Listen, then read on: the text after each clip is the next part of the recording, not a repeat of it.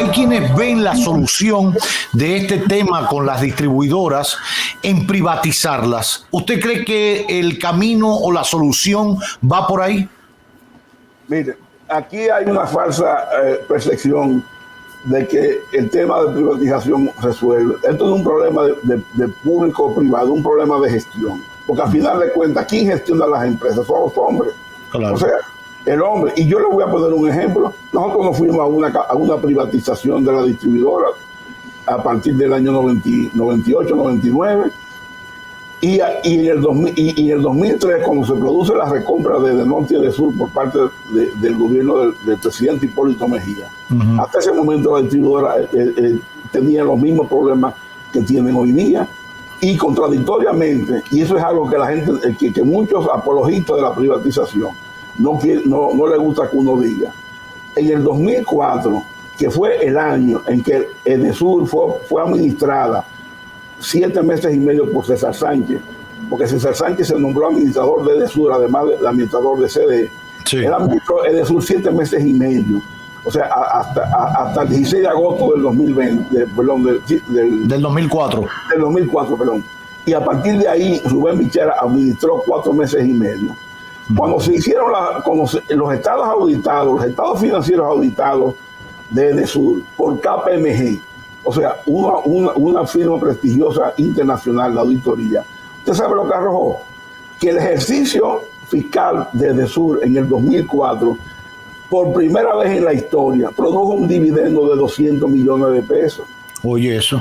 Y fruto de ese dividendo, como Edesur no es una empresa pública, porque no fue creada por una ley pública, una ley del Congreso, sino que es una empresa creada bajo el régimen del Código Comercial del país, o sea, porque es una empresa por acciones.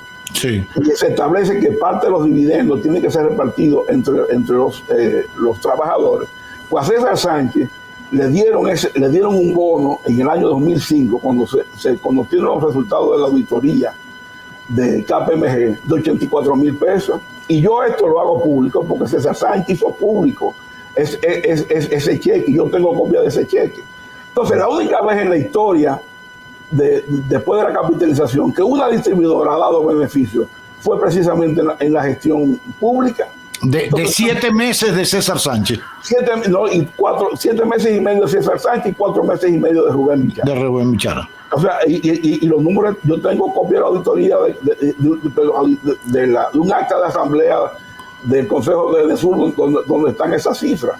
Entonces, no es un problema de público o privado. Punta Catalina ahora no se está manejando bien Punta Catalina. Sí. ¿Y en manos de quién está Punta Catalina? Del Estado. Del Estado, del gobierno. Entonces, ¿cuál es la diferencia? Es un problema de gestión. Claro. El Banco de Reserva, ¿quién lo opera?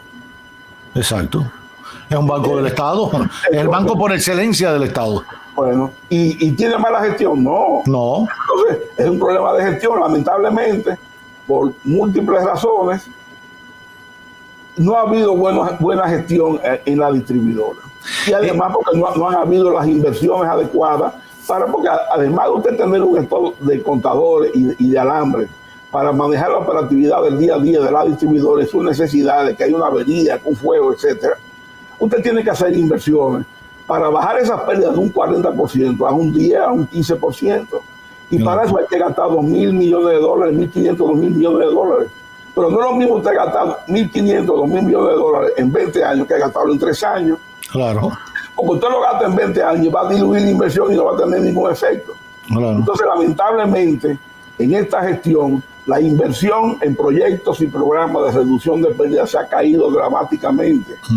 Porque de un promedio de 165, 170 millones de dólares que se invirtió en los 8 años del periodo pasado, al margen de la discusión de que si ahí se robó o no se robó, eso lo decidirá la justicia. En este gobierno la inversión anual del año pasado fue de alrededor de 120 millones de dólares y este año vamos por lo mismo. Y en el gobierno pasado hubo años donde se invirtieron 270 y 275 millones de dólares, un año solamente en programas y proyectos de reducción de pérdidas. Entonces, reduciendo la inversión en programas y proyectos de reducción de pérdidas, no comprando contadores ni cables, No, entonces lo que estamos haciendo es tratando de apagar un fuego echando gasolina. Y por Así eso la es. situación hoy día está peor. Quería preguntarle sobre el pacto eléctrico. ¿Alguien cifró todas las esperanzas de eficiencia y mejoramiento del sistema eléctrico en República Dominicana en el pacto eléctrico? Se echó a andar el pacto eléctrico, que si lo firmaron, que si no lo firmaron, que si estaban de acuerdo, que al final, cuando vino una variación en la tarifa según el pacto eléctrico, ahí chilló la goma a todo el mundo y dijo, no, que no sé qué, espérate, porque había que hacer otra cosa, y le dieron para atrás. ¿Qué ha fallado en el pacto eléctrico? El pacto... Para solucionar el problema eléctrico no se necesita un pacto. De hecho, el PRM en la oposición, con el hoy ministro de Energía y Minas a la cabeza del sector del equipo energético eléctrico del PRM, planteaba que el pacto eléctrico nada más tenía que tener un enunciado, un articulado. ¿Cuál era? El cumplimiento de la ley. Ya, exacto, lo recuerdo. Eso era todo. Ahora, el pacto eléctrico fue una especie, como está contenido en la Estrategia Nacional de Desarrollo, bueno, para tratar de comprometer a la sociedad. Pero la sociedad es un ente pasivo en el pacto eléctrico, porque la sociedad, su compromiso es no robarse la luz y pagar la luz. Ya. Y la sociedad paga el 95% de lo que le facturan. Pero si no le facturan, no puede pagar. Ahora, ¿qué pasa? Que si tú coges el pacto eléctrico inicial, que se iba a firmar inicialmente en el 2019 y que se firmó en el 2021, tú te encuentras que el único actor involucrado en las discusiones que cambió su posición entre el 19 y el 21, o sea que fue incoherente, fue el PRM, porque el PRM en el 19, cuando se planteó la posibilidad de firmar por primera vez el pacto, hizo un documento público. Se opuso. Se opuso y planteó 10 puntos. Sí. Sí o sí. No es que no. Ustedes tienen que hacerme cumplir, tienen que incluirme en el pacto que yo vaya a firmar estos 10 puntos para yo firmarlo. Sí o sí. Y si no me lo incluyen, yo no firmo. Y como no lo incluyeron, hubo 2 o 3 intentos y fracasó. Ahora, ¿qué pasa? Este gobierno retoma el pacto eléctrico. ¿Y qué uno hubiera esperado? Que incluyeran por lo menos los 10 puntos que ellos exigieron en el pasado.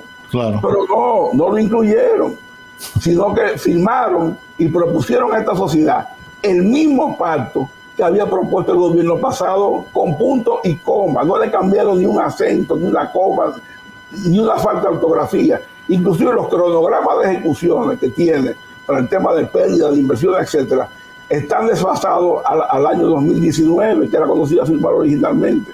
Entonces, el único que fue incoherente fue el PRM con el pacto, porque todo el que iba a firmar el pacto en el 2019 lo firmó el 21.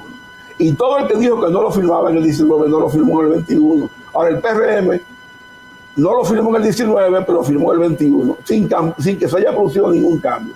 Y el punto más dramático de lo que exigía el PRM es algo que tiene que ver con la tarifa eléctrica, y yo lo voy a leer textualmente. Es el punto 8 del documento, que es un documento público. Público. Uh-huh. Y el documento dice lo siguiente: el PRM le exigía al gobierno el siguiente compromiso de no realizar aumento de tarifas hasta tanto las distribuidoras apliquen su reducción de gastos operativos al 10% de sus ingresos. Ese párrafo, si ustedes se dan cuenta, no se menciona en ningún momento que la tarifa está sujeta a ajustarse por variación de precios de combustible. La única condición que exigía el PRM y el hoy ministro de Energía y Minas era: usted solamente puede subir la tarifa cuando sus gastos operativos, léase los gastos corrientes de la distribuidora, estén como máximo al 10% de sus ingresos. Uh-huh. Mientras esa condición no se dé, usted no me puede a mí hablar de aumento de tarifa. O en ese momento, cuando el PRM hizo ese planteamiento, los gastos operativos eran el 25% de los ingresos de la distribuidora, había que llevarlo al 10%. ¿Y qué pasó ahora entonces cuando son gobiernos y cambian la guitarra por el violín? O que cuando comienza a aplicar el aumento de la tarifa, porque el pacto habla de un ajuste tarifario. Uh-huh. Inclusive esa es otra discusión, porque los actores que estaban discutiendo la metodología no se llegaron a poner de acuerdo, y hay muchas objeciones con relación a lo que se está aplicando. pero es un tecnicismo que no quiero entrar en ese detalle ahora. Ahora, entonces el PRM, olvidándose porque le dio Alzheimer con este punto 8 que ellos plantearon, sucede que comienzan a aplicar un aumento en la tarifa eléctrica, cuando los gastos de la distribuidora son un 24% de los ingresos. O sea, que ellos, con 14 puntos porcentuales por encima de lo que exigían que debía tener el gasto operativo de la distribuidora para hacer un aumento de tarifa, ellos aplicaron un aumento de tarifa escudándose en un pacto, en un mamotreto que no es vinculante, que no tiene ninguna vinculación. Y entonces, ¿qué ha pasado? ¿Cuánto representa tener un 24% de gasto corriente o de gasto operativo con relación a los ingresos de un 10%? Esto le cuesta a esta sociedad anualmente $200 millones. Dios mío. Que se votan. Entonces, ¿qué pasa con ese aumento de la tarifa? O ese aumento de la tarifa, ¿a quién ha perjudicado? A los que más no pueden y menos tienen. ¿Por qué? Porque ese aumento se planificó para ejecutarse trimestralmente durante un periodo de 4 a 5 años. Sí. Hicieron los primeros 3 ajustes. Y los primeros 3 ajustes, nos hicieron 4 ajustes, porque el último ajuste, el presidente, cuando vio la reacción, un hombre sensible, echó para atrás el último aumento, no todos los aumentos que se habían decretado.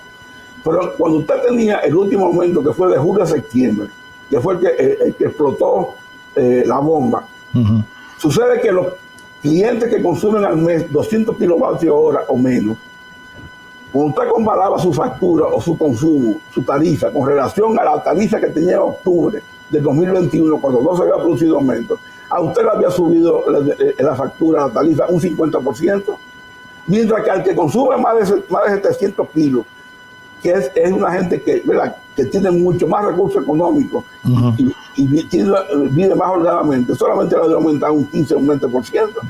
Entonces, el peso del aumento de la tarifa recayó sobre los que menos tienen y menos pueden. Claro. O sea, y al final, el objetivo de ese mamotreto de aumento de tarifa eléctrica, ¿usted sabe cuál es? Que todos los clientes de la distribuidora, no importa su consumo mensual, paguen la misma tarifa, o sea, una tarifa única. Pero ¿cuál tarifa es que pretenden pagar? No la más baja, la más alta. La de 12, 13, 14 pesos.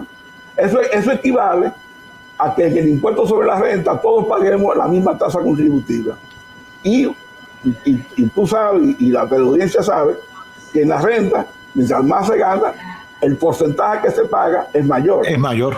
Entonces, la tarifa eléctrica, como está diseñada, tiene un subsidio cruzado en la propia tarifa, que no interviene el gobierno, sino que el cliente que consume más de 701 kilos paga un precio mucho más caro por energía, y ese diferencial sirve para subsidiar parte de la tarifa que está de los que menos tienen.